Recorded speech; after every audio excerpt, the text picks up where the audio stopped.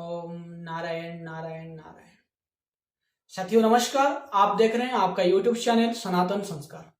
हमारा लक्ष्य है सत्य का स्थापना करना, सनातन वैदिक धर्म के प्रति हो रहे लगातार कठोराघात का समुचित जवाब देना एवं सत्य को सरल भाषा में आप सभी तक पहुंचाना, यही हमारा लक्ष्य है। आज का चिंतन का विषय है, क्या सारे धर्म समान है। इसके पहले हम ये भी जानेंगे, क्या रिलीजन का मतलब ही धर्म है या तो धर्म का मतलब रिलीजन है। और आज ऐसे क्या स्थिति बन गया कि हमारे सारे तथाकथित गुरुओं, सारे लीडरशिप, हर कोई हमें यह समझाने में लगा है कि सारे धर्म समान है और इससे फायदा किसको हो रहा है। इस विषय को ध्यान से समझने के लिए हम आपके सामने आगे की वीडियो प्रस्तुत कर रहे हैं। इस वीडियो को आप ध्यान से देखें और समझने के लिए प्रयास करें कि क्या सारे धर्म समान है। और यदि आपको यह वीडियो अच्छा लगा तो आप जरूर अपने परिजनों तक इस वीडियो को जरूर पहुंचाएं। आपने हमारे चैनल को देखने के लिए, सब्सक्राइब करने के लिए और लाइक करने के लिए आपका बहुत बहुत धन्यवाद, बहुत बहुत आभार। सबसे ज्यादा सनातन का नुकसान इस तथाकथित हिंदू संगठन और अलग अलग वस्त्रों में भेड़िए घूम रहे हैं, हिंदू बने उन्होंने करा है। बार बार कुछ शब्दों का प्रयोग हमारे यहां किया जाता है, हम जाने अनजाने में नहीं करते, हम बहुत मक्कार और स्वार्थी हैं इसलिए करते हैं। क्योंकि जब हम सच बोलेंगे तो हमको अपनी भूमिका तय करनी पड़ेगी। इसलिए झूठ बोलो, झूठ का प्रचार करो, और अगर कोई सच बोल भी रहा है तो उसे सारी शक्ति लगा करके झूठा साबित करो। यह हमने झूठ बोला, हमारे उन विद्वानों ने झूठ बोला। सारे धर्म बराबर हैं। रोज बोलते हैं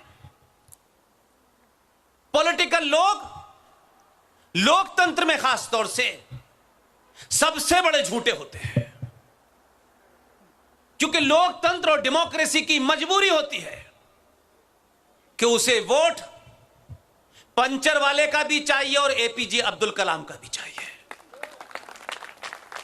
इसलिए वो कुछ बातें कह के एपीजे अब्दुल कलाम को खुश कर सकता है और कुछ बातें उन्हें पंचर वाले के लिए भी करनी है। लोकतंत्र में नेताओं को झूठ बोलने का अधिकार है, लेकिन नेताओं से मेरी कोई शिकायत नहीं है, क्योंकि वो उनकी मजबूरी है। मेरा गुस्सा, मेरी नाराजगी उनसे है, न किसी सत्ता से बंधे हैं, न किसी पार्टी से बंधे हैं। दिन रात हिंदुत्व का ठेका लेके घूम रहे हैं, वो हिंदुओं से क्यों झूठ बोल रहे हैं? सवाल उनके सामने है। आज 2022 के भारत में जब दुनिया सेकंडों में यहां से लेके अमेरिका, अमेरिका से लेके दुनिया के किसी भी कोने में सेकंडों में आपकी बात जा सकती है, तब भी कुछ मूर्ख इस बात से चिंतित हैं कि ये पुष्पेन, आरएस सिंह, जीडी बख्शी, सुशील पंडित, ललित अंबरदार, अंकुर शर्मा, प्रोफेसर कपिल कुमार, प्रोफेसर पवन सिन्हा, ये देश भर में सच बोल रहे हैं। उस सच से उन पाखंडियों के ऊपर से नकाब हट रहा है। इसलिए आज क्या कहते हैं, अगर भजन कीर्तन करने से, मंत्र पढ़ने से पाकिस्तान ऑक्युपाइड कश्मीर आपको मिल जाता तो 70 साल किसका इंतजार कर रहे थे? कौन है ये महामूर्ख जो आज के सनातनी हिंदू को मिसगाइड करना चाहते हैं? फिर तो सेना को हटा देना चाहिए, दुआएं कीजिए, पूजा कीजिए, प्रार्थना कीजिए, उससे सब कुछ ठीक हो जाएगा। आज ऐसे मूर्खों को उनका बहिष्कार कीजिए। वो कोई भी हो, अपना भी हो, तब भी हमारी टीम का कोई सदस्य ऐसी बेवकूफी की बात करे, आप बहिष्कार कर सकते हैं। यही सोच के कोई संगठन नहीं बनाया हमने, यही सोच के तय किया कि दुनिया की किसी पार्टी के ऑफिस में हम में से कोई नजर नहीं आएगा। हम किसी सीट के लिए, किसी टिकट के लिए नहीं लड़ रहे हैं। अगर लड़ रहे होते तो कठुआ में इतनी बुलंद आवाज में नहीं बोल पाते। हमसे जिसको नाराज होना है वो कल होता हो अभी हो जाए। हमारी बात शुद्ध साइंस पे है, तथ्यों पे है, तर्कों पे है, लॉजिक के साथ है, फैक्ट के साथ है। उसमें हमारे भी अगर सामने आएंगे तो उनको भी नहीं बख्शा जाएगा। इसलिए सारे धर्म बराबर हैं, इससे बड़ा दुनिया का झूठ कोई नहीं हो सकता। जिनका यह काम था बताने का, वो तो कंप्यूटर बाबा बनके टिकट की लाइन में खड़े हैं। कोई गोल्डन बाबा बनके खड़ा है लाइन में, जो कहते हैं कि हमने संसार के साके सुखों को छोड़ दिया है, हम सिर्फ समाज के लिए काम करेंगे। वो भी आपको नहीं बता रहे हैं, क्योंकि कन्विक्शन नहीं है।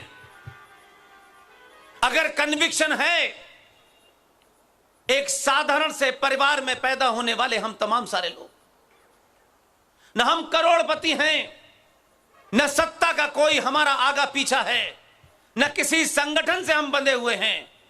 सच बोलिए तो कठुआ में इतने लोग सुनने आएंगे ठंड में।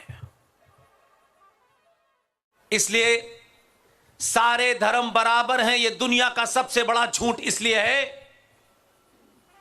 कि हमारे साहित्य में, संस्कारों में धर्म का मतलब मंत्रों का उच्चारण नहीं होता, पूजा पाठ नहीं होता। हमारे साहित्य में धर्म का मतलब होता है आपका दायित्व, आपकी ड्यूटी। इसलिए मां का धर्म क्या है, पिता का धर्म क्या है, साधु का धर्म क्या है, शिक्षक का धर्म क्या है, राजा का धर्म क्या है। क्योंकि यह जुमला बहुत खूबसूरती से चुना गया और आपके बीच में परोसा गया। और जब आप ये कहते हैं कि सारे धर्म बराबर हैं, तो आप गंदी नाली की तुलना समुद्र से करने लगते हैं। इसलिए मेरा मानना है, अंग्रेजी के शब्द रिलीजन का उर्दू में ट्रांसलेशन होता है मजहब, हिंदी में उसका ट्रांसलेशन पंथ हो सकता है, मत हो सकता है, धर्म नहीं हो सकता। फिर एक नहीं, क्योंकि जब आप कायर होते हैं,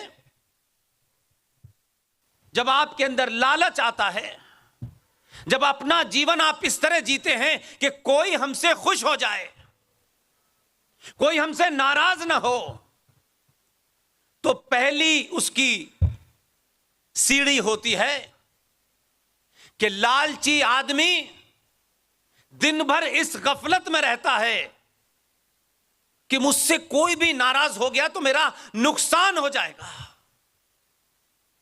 और वही लालची आदमी समाज में कुछ मिल जाए, किसी के जूते उठाने से मिल जाएं, किसी के स्कूटर के पीछे भागने से कुछ मिल जाए, कायर हो जाता है। और कायर आदमी अपने शत्रु का सामना नहीं करता, उससे समझौता करता है। हम अपनी आंखों के सामने देख रहे हैं, हम समझौता कर रहे हैं अपनी मां के ऊपर, अपनी बहन के ऊपर, अपने परिवार के ऊपर, अपने घर के ऊपर, अपने समाज के ऊपर और अपने राष्ट्र का सौदा कर रहे हैं।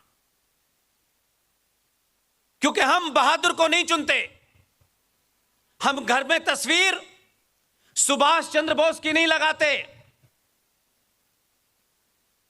क्योंकि सुभाष चंद्र बोस अगर बेटा बन गया तो हमें क्या फायदा होगा? फिर तो घर बर्बाद हो जाएगा, क्रांति आ जाएगी घर में। हमें तो दुनिया के जितने भी भौतिक सुख हैं वो मिलने चाहिए, इसी को हम तरक्की मानते हैं। ये जो विकास का मॉडल है जिसकी बहुत चर्चा होती है, इस विकास के मॉडल की प्राप्ति ही सनातन हिंदू का सबसे बड़ा लक्ष्य हो गया है और यही आपके समाप्त होने का कारण है। किसी कालखंड में ऐसा नहीं रहा, कभी नहीं रहा। इसलिए शत्रु का बोध नहीं है आपको। यह बीमारी आपने चलाई। आपका शत्रु, कम से कम जिसे आप शत्रु कहते हैं, वो ईमानदार था। उसने कभी कोई बात नहीं छुपाई, आपने छुपाई, आपके रहनुमाओं ने छुपाई। कहा गया Islam is a religion of peace. उन्होंने कोई बात छुपाई नहीं, क्योंकि आप में लालच है कि अगर अब्दुल्ला भाई खुश हो जाएंगे तो मंत्रिमंडल में जगह मिल जाएगी। इसलिए उन्होंने नहीं कोई बात छुपाई आपसे, वो साफ साफ कह रहे हैं। उन्होंने साफ बताया religion, Islam is a religion of piece. आपने स्पेलिंग गलत समझ ली, इसलिए आप भुगत रहे हैं। यह पूरे दुनिया के अंदर ऐसा नहीं हुआ है कि कृष्ण भड़वार मारा गया, गुजरात में रूपेश पांडे मारा गया, झारखंड में निकिता मारी गई, हरियाणा में। यह कोई ऐसा ही नहीं हो रहा है, अकस्मात नहीं हो रहा है। जिस मजहब के बारे में कहा जाता है कि यह शांति का मजहब है, उस मजहब के रहनुमा जनाब मिस्टर मोहम्मद साहब, उनके अपने रहते हुए जो 632 में इंतकाल फरमा गए थे, उनके अपने सामने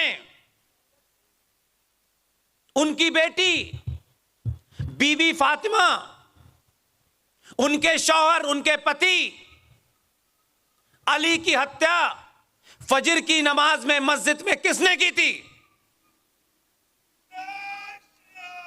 मोहम्मद साहब की बेटी बीबी फातिमा की हत्या घर में आग लगा के दरवाजे के नीचे जला के किसने मारा था? आरएसएस ने, बीजेपी ने, विश्व हिंदू परिषद ने।